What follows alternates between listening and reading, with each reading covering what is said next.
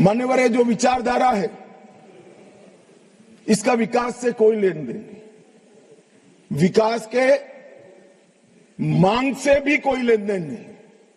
ये विचारधारा कौन सी है? क्या है माओवादी विचारधारा? इसका ध्रुव वाक्य क्या है? जब हम आजाद हुए हमने कहा सत्यमेव जयते, सत्य का हमेशा विजय हो, विजय होता है। इनका ध्रुव वाक्य क्या है? कि सत्ता बंदूक की नली से निकलती है।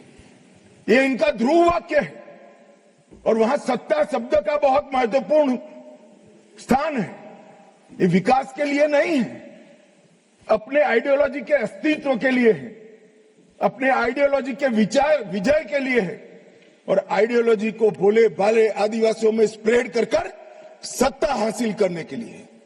यहां कोई विकास की बात नहीं है। इनका लोकतंत्र पर कोई विश्वास नहीं है। यहां ढेर सारे लोग, मैं नाम देना नहीं चाहता, मैं सुन रहा था, 3 घंटे से कह रहे हैं कि अन्याय है तो अन्याय के खिलाफ लड़ रहे हैं। भाई, लड़ने का तरीका क्या है? हम अंग्रेजों के शासन में नहीं लड़ रहे हैं। कुछ लोगों ने भगत सिंह जी और बिरसा मुंडा से कंपैरिजन कर दिया। क्या हिमाकत कर रहे हैं? शहीद भगत सिंह और बिरसा मुंडा, भगवान बिरसा मुंडा जो अंग्रेजों के सामने लड़े, वो संविधान तोड़कर हाथ में हथियार लेकर निर्दोषों की हत्या करने वालों लोगों के साथ आप इसका कंपैरिजन कर रहे हैं? मान्यवर, राजनीतिक स्वार्थ से ऐसे विषयों में ऊपर उठ जाना चाहिए। यही विचारधारा कहती है दीर्घकालीन युद्ध ही हमारी विचारधारा को फैला सकता है। उनको अपनों का भी खून बहाने से कोई परहेज नहीं।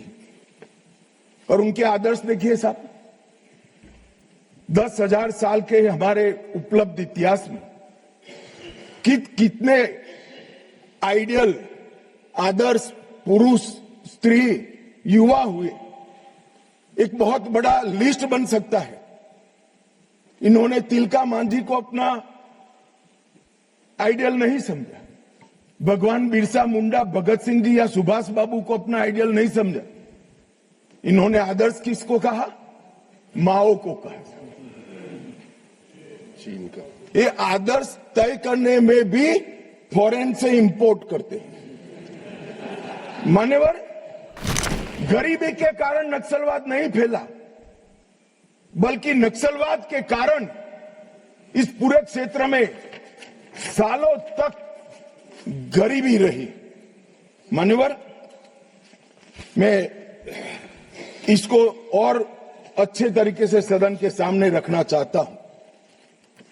नक्सलवाद की जड़ें गरीबी और विकास से जुड़ी हुई नहीं है मान्यवर, वो वैचारिक है।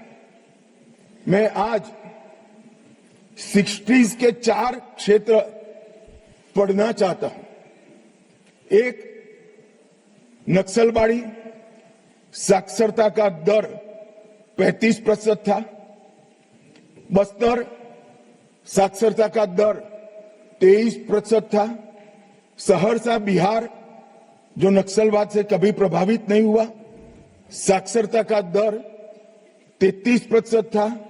और बलिया यूपी का नक्सलवाद से सटा हुआ, सोनभद्र से सटा हुआ जिला, वहां पर भी साक्षरता का दर 31% है। तो चारों स्थानों पर साक्षरता का दर कमोबेश समान था।